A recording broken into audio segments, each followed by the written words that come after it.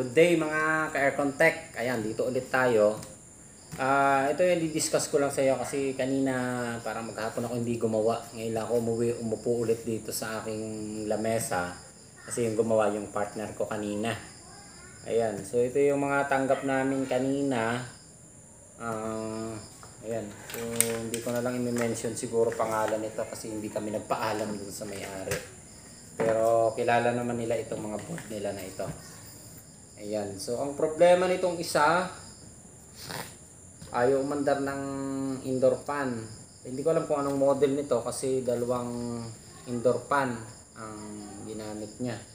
And yung outdoor, ito kasama rin siya. Ayan, so ito yung i-discuss natin. And sasagutin ko yung isang nagtatanong pala, ano ba yung gamit daw ng reactor transformer. Ito yung reactor. Ayan, so tingnan natin kung tama yung maisasagot natin. And ito yung isa na indoor board. And ayaw umandar ng pan nito. Try natin. Ito nga, buong buhayin. Yung. So buhay yung unit natin.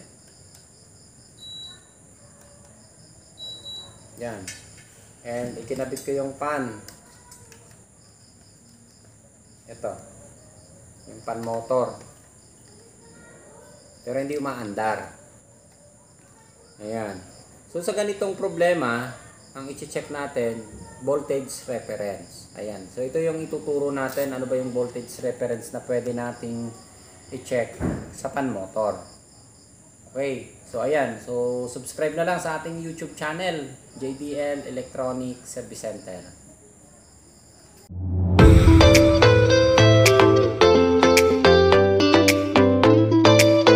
So dito ulit tayo. Ito yung ating problema, yung indoor board. Ayaw mandar nung ating pan motor. Actually kanina lang ito dumating. So Monday ng umaga. Monday ngayon. So mapapanood nyo yung video Tuesday. Kasi mamaya pa mga 1 or 1 PM, 1 AM nyo yan mapapanood. Kasi a-upload pa ng aking mabait na anak.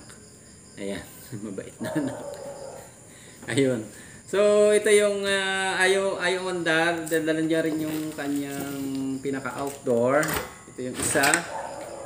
And ito magkasama ito. Isa lang ang may-ari nitong board na ito. Papakita ko rin sa inyo mamaya. Ito. So board yata ito ni Colin. Colin yata yung modelo na yan. Ayan. So bago ko umpisahan yung ating video, dito ulit tayo mga bata. Ayan, ito yung nilabas natin sa Hitachi 5, 12, and 15. Ayun, so nasundan naman. Marami pala nakasunod din eh. Ayan. Ayun. And thank you dun sa ating mga patuloy na nagsusubscribe sa JDL Electronics. So nasa 50.4 na po tayo na subscriber. Congratulations! Ayan. So, thank you po sa inyong lahat. Salamat sa pagtitiwala nyo sa amin. And, ayan na. Walang halong bola naman yung ating ginagawa. And, walang edit kasi. Hindi kami nag-script. Hindi po scripted yung ginagawa namin kasing video. So, ito. Ano ba ang requirements? Yung requirements kasi ng voltage pala, makikita nyo yan dito. Yung nakasulat sa sticker kadalasan. So yan yung reference na gagamitin nyo. Ayan ha. So ang pin nung ating kadalasan yan, yung indoor board, 1, 2, 3, 4, parang 5 pin. Okay. So ganyan yan, 5 pins. So itong unang pin na ito, o yung number 1, 2, 3, 4, and 5. Yung number 1, yan yung 310 volts na makikita natin. Pero ang nasusukat natin dyan, hindi 310 kasi direct yan dun sa capacitor. Yan, nailabas na natin ito dun sa mga naunang video natin. Naka-direct yan dito sa capacitor na ito. So, hindi 310 ang nakukuha natin. Kadalasan yan is pumabagsak ng 300, parang mga 340 volts ang masusukat natin sa analog. Ay, sa digital yan. Or sa analog, pwede rin. Yan, 340, hindi 310. Pero ang requirements natin, 310. Ayan, so wala naman tayo kasi unregulated yung supply ng ating pin 1. So yung pin 2 natin, 0 or yun yung ground negative na tinatawag natin. Yung pin 3, yun yung 15 volts. 15 volts. So kung patay ito, hindi aandar ang pan. Kung patay ito, hindi rin aandar. And then yung dalawa, galing sa ano to kinumand na ng system or yung pinaka-feedback natin na tinatawag. Ito, yung dalawa na ito. Ayan. So hindi natin masusundan kasi wala akong diagram nito. So base lang ito doon sa pagkakasilip ko kasi medyo mahirap sundan yung dalawa. Diretso sa system Dumaan ang photocoupler and diretso sa system. So, ang focus natin naman kapag mag-check tayo, kapag hindi umaandar ang pan motor natin, katulad nito na DC. Yan, yung DC pan motor. Ito ang focus kaagad natin. Yung pin 1, dapat may masukat tayong voltage na 310 o more than 310 kasi unregulated siya. So, nakikita ko nasa 340. And yung ground, dito nakatutok ang negative nyo ng test point nyo negative. And yung 15 volts. Kailangan meron yung dalawa. Okay, ngayon kung hindi pa rin umandar, i-check nyo yung pan kung matigas ang ikot. Matigas ikutin, hindi normal. Hindi siya ano bang tawag dito? Yung maluwag ang ikot niya. Ayan. Okay. So kung meron ka naman ito and meron ka nito at hindi pa rin umandar, maaaring may problema ka dun sa pin 4 and 5 natin sa system. Pero kadalasan naman ang namamatay yung 15 volts natin. Ayan, ito, kapag namatay ang 310 natin, ang indoor board natin or outdoor board natin dead set or walang power. Kasi ito yung main source o main power supply. Ayan, so maliwanag na tayo dito Ito galing ng system. So ma-discuss natin ito pag nakakuha ko ng diagram na matino or kapag nasundan ko yung 4 and 5 pin natin. Pero nakalagay kasi dyan is 6 volts yata. Ito, meron ito 6 volts ano ba to? Ayan. So saka na natin iintindihin ito. Basta focus muna tayo dun sa 2 volts. Ayan. Okay. So i-check natin ito. Malinaw na tayo 310 at saka 15 volts ang hinahanap natin. Hindi umaandar yung pan natin.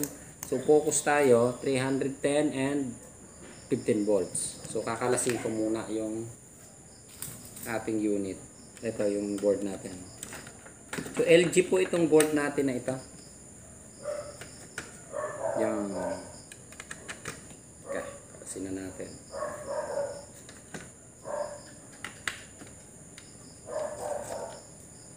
Yung hulog.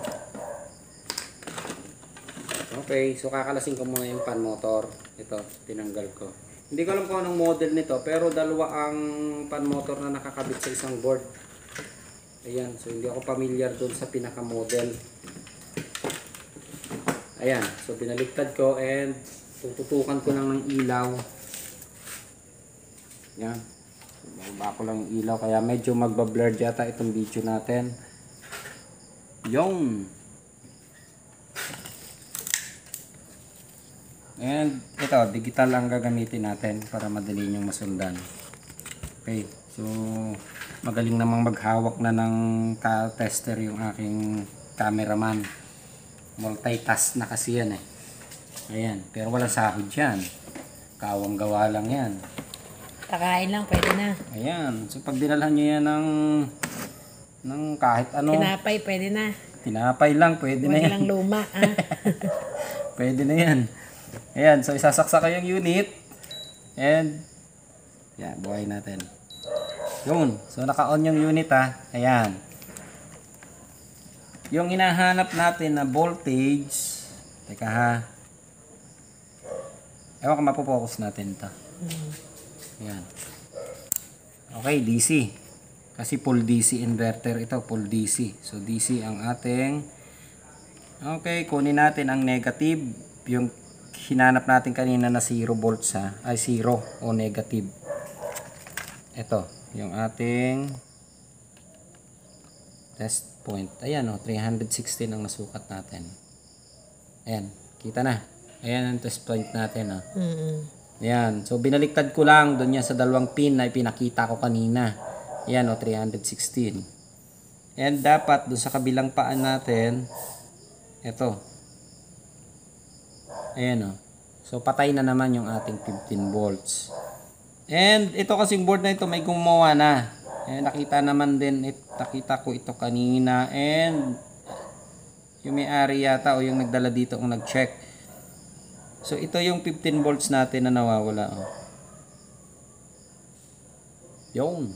Kita. So, maganda naman dahil nasundan nila ito. So, tama yung focus na pinuntahan nila dahil yung diode, yun yung 15 volts. Pero yung tumakbo dito sa paa ng ating pan motor, ito lang ang hindi nila nasundan. Okay. So, yung paa niyan, dumaan niya ng transistor. Ito yun yung in. Ayan yung 15 volts. Dun sa paa. Tingnan mo kung mapopokus mo rin tinutukan ko.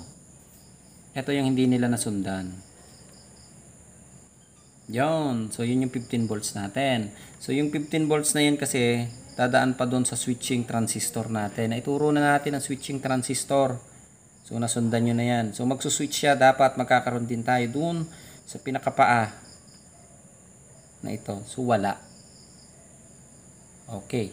So, madali na nating ma-analyze. Bakit hindi siya nag-switch papunta doon sa ating pinakapaa ng ating pan motor? Yung pinaka-pin. O pin number 3 ito. Yan. Kasi nag-umpisa ako doon sa B+. So, ito yung B+. O yung 310 volts requirements natin. Pero hindi 3, kasi unregulated yan. Kaya 318 ang nakukuha natin. And 0 and yung yan 0.2 lang. Pero meron tayo dito. Yan. May 15 volts talaga tayo. Pero hindi siya tumawid papunta doon sa paa ng ating pan motor. Okay. So, dumaan siya doon sa switching. Tama yung focus nila dito. Meron siya. Pero hindi siya tumawid dito. So, hindi na nila pinakialaman yung kuto. Yun, Hindi sila mahilig makialam ng kuto. Tanggalin ko muna. Yun. So, yung 15 volts na yan, tumakbo doon sa kuto na transistor na natin, switching transistor. And yung switching transistor na yan, ibabato niya doon papunta sa ating pinaka pin 3. O pin 3 ito. Ang kinuha kong pin 3, nagumpisa ako sa B+. So, pin 3 ng ating paa. Kaya 5 ito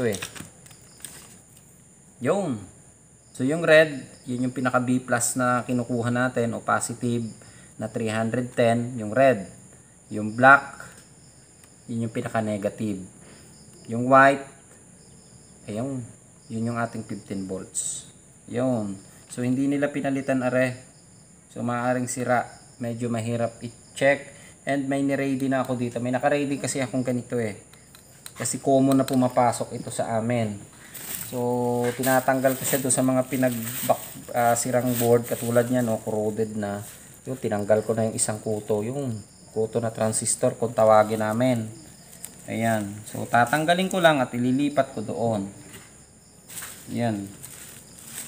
Okay.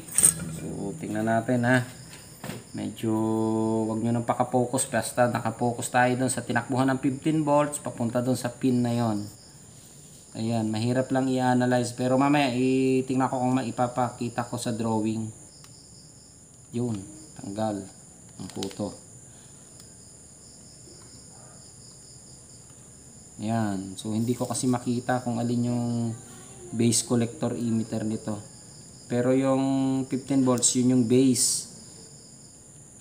Yun. Teka.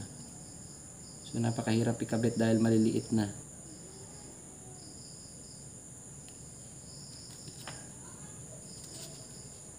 Ayan. So, pagtsagaan nyo na yung video natin Nanghuhuli ako ng kuto. Babalik ta rin ko yung kuto. Yun. Eto. Okay.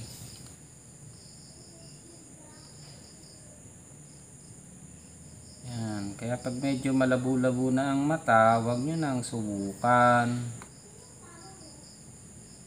Yun. Okay. Kumapit na yung puto. Kumapit na ang kuto.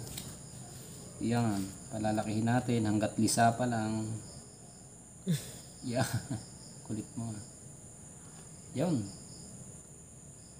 Ito. Tama kaya rin pinagagawa ko. Mauusog natin ng konti.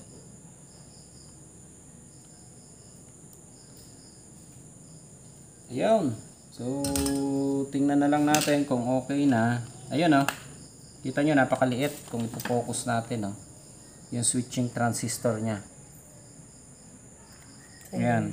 Pero makikita nyo naman yan kasi bago pa yan pumasok dun sa ating switching, sa ating pin number 3, dumaan pa yan ang mga resistor. Ayan, oh. Ito, yung mga resistor na yan. Pero na-check naman natin kasi may mga value. Kung ginamitan natin ng digital tester, kita na kagad natin ng value. Kita na natin na good. And papunta doon sa transistor na yun. Yung switching. Ayan. So, itry natin kung aandar na. Ayan. So, isaksak natin ulit yung unit. Ito yung ating monitoring tester, ha. Ayan. So, para masundan nyo lang. And, ayan. Naka-on na ang ating unit.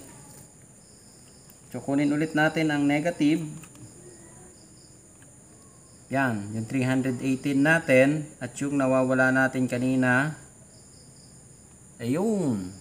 So, kita nyo, pumasok na doon sa pin number 3. Yun. Galing siya dito sa diode. Kasi tinanggal na nila yung diode eh. So, ibig sabihin, nasundan nila yung 15 volts. So, dito lang sila nag-reference 15 volts. So, yung 15 volts na yan, dapat tatakbo doon. Ito ang hindi nila nasundan dahil dumaan na dun sa kuto. Pero okay lang, nakakatuwa naman dahil alam na nila ito. Ayun, no, 15 volts. Tumakbo doon sa isang paa na yun. Yun, 15 volts. Okay na. So nag-switch na. Pumalo na siya doon. Tingnan natin ngayon, kakabit ko yung pan motor kung aandar.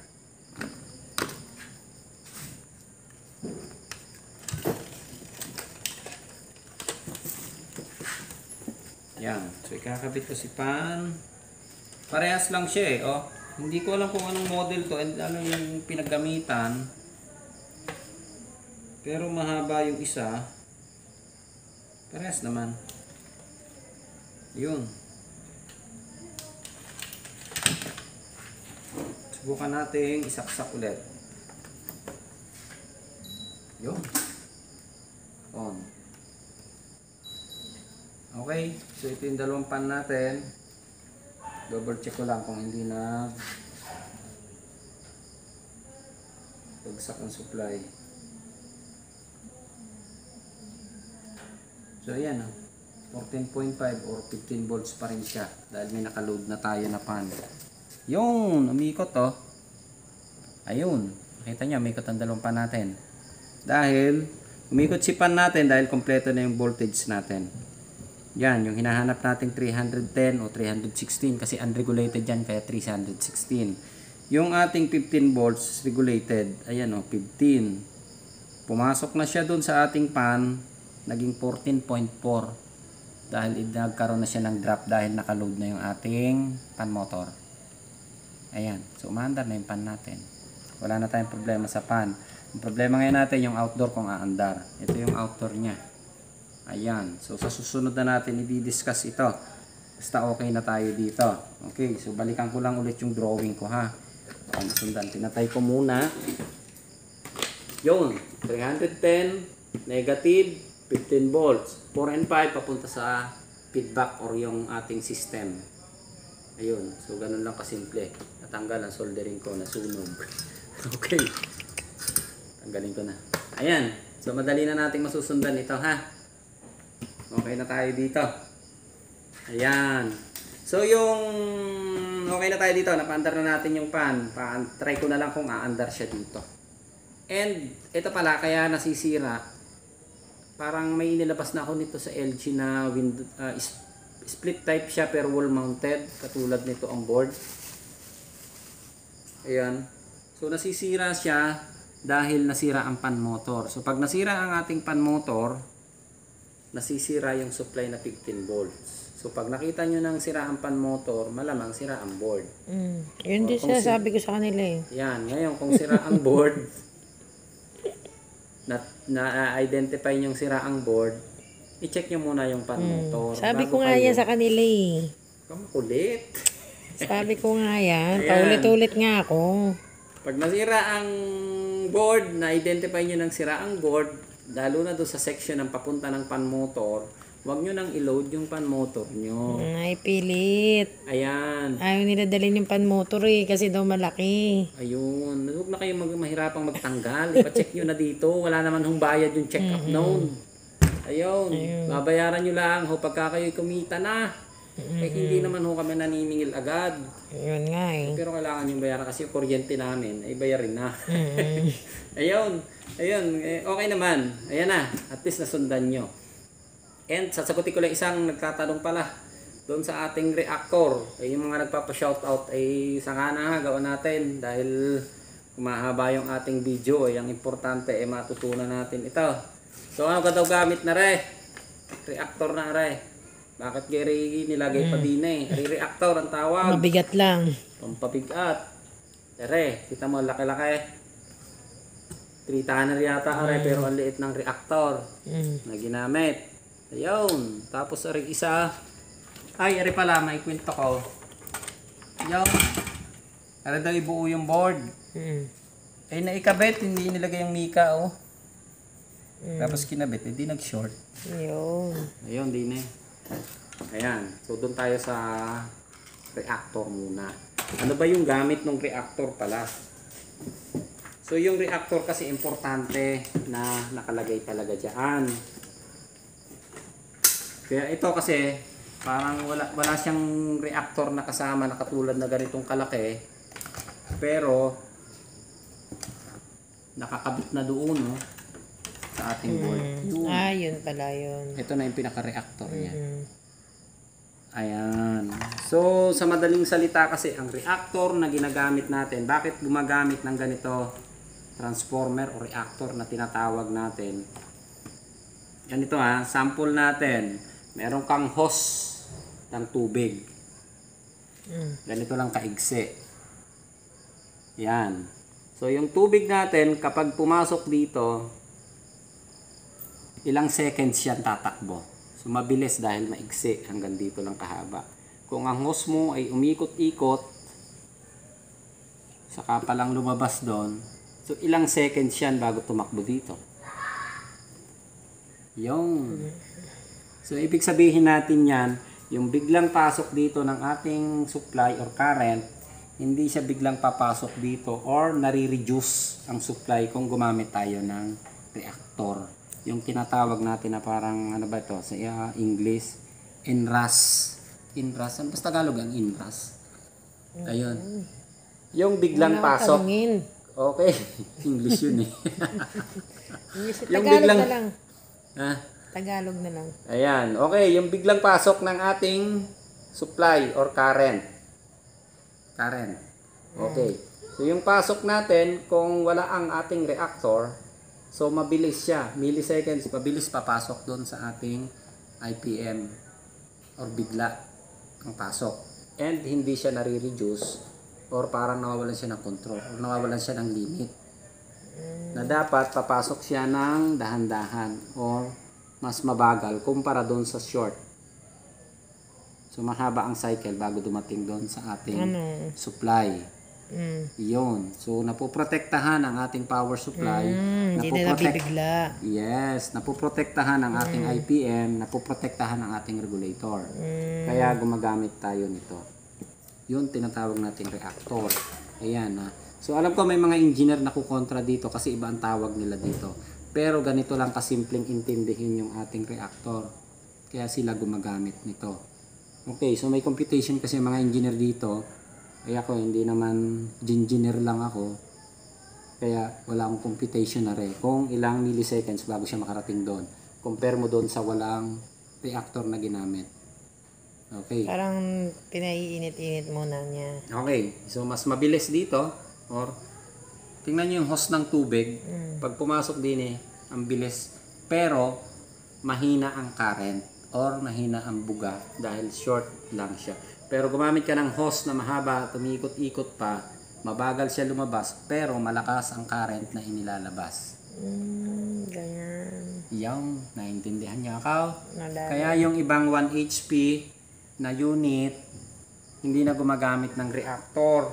Katulad na rin isang bordina eh. Tingnan mo ako, mayroon bininger na eh. Ito may reactor to. Yan. So ito gumamit ng reactor. Meron ako dito walang reactor eh. Ipakita ko lang. Aray! Sorry daw i-video ko eh, sabi nung may-ari. Ayan. So hindi na siya gumamit ng reactor kasi 1 HP lang siya. Okay. So hindi lahat gumagamit. Ito wala itong reactor eh. Reactorless na. Kasi naka-direct na yung nakita ko eh. Yun. So yun yung gamit ng reactor natin. And ang power supply kasi natin, sa power supply kasi makikita niyo yan. Ang makakaunawa sa akin ito, yung mga technician ng TV, gumagawa ng TV, ng, ano bang tawag dito yan, mga component, DVD. So yung ating power supply, katulad ng electronic power supply, ang transformer type kasi wala na eh.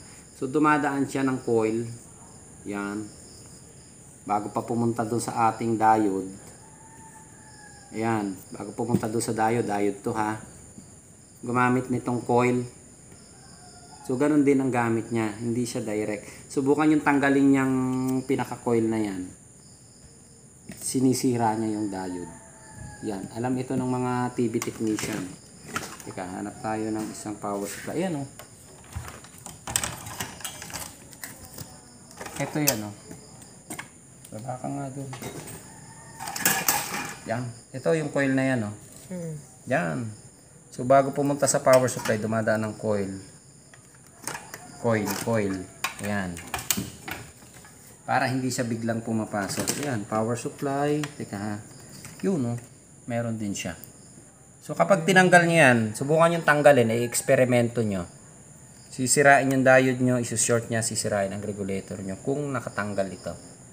Pero gumagamit siya. So ibig sabihin lang yan, pagpasok ng AC natin, hindi siya biglang papasok.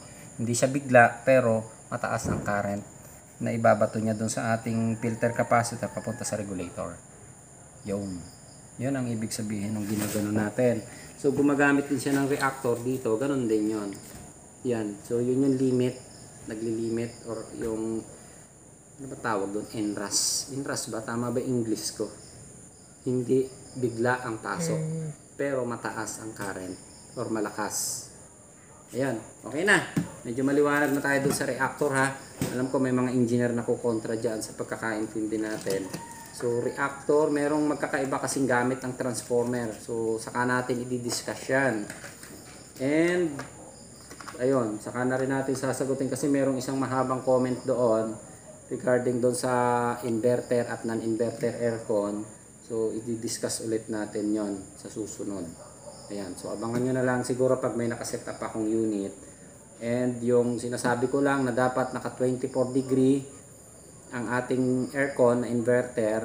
So mas mababa ang konsumo ng kuryente natin and mas protected ang IPM IC natin. Dahil nagkakaroon ng adjust. Kasi kung like ang nakalagay na comment doon is normal lang daw na mag 18 degree tayo, na mas maganda ang naka 18 degree. So hindi dapat naka 18 degree. Dahil ang sinisibak sa atin yung IPM. Tama naman yun. Tama rin yung comment niya. Kaya lang ang problema na ang pinoprotektahan natin kasi yung outdoor board pagdating sa inverter. So ang konsumo ng ating kuryente, nagre-reduce siya kung naka 24 tayo compare nyo sa naka 18 dahil yun yung lumabas dun sa ating ginawang pag-eksperimento. Pero kung naka 18 tayo, ang sinisibak sa atin IPM or power supply board. Yun, yung sinasabi ko yun, para kang tumakbo ng motorsiklo na binirit mo para marating mo yung 18 degree ng mabilis, nag-iinit ang makina. Yun. Pero kung inantay natin na mabagal ang takbo niya, like naka 24 degree tayo, mabagal ang ang andar ng ating compressor. So protected ang ating IPM. Hindi siya ganun kainit. Ayun. Maliwanag na. So saka natin, i-discuss natin yun in actual. Papakita natin na yung pagkakaiba nung naka 18 degree at naka 24 degree na andar ng ating outdoor board. Ayan. Okay na. So maliwanag na. Mahaba na yung video natin. Pagtyagaan nyo na. Ayos. Okay.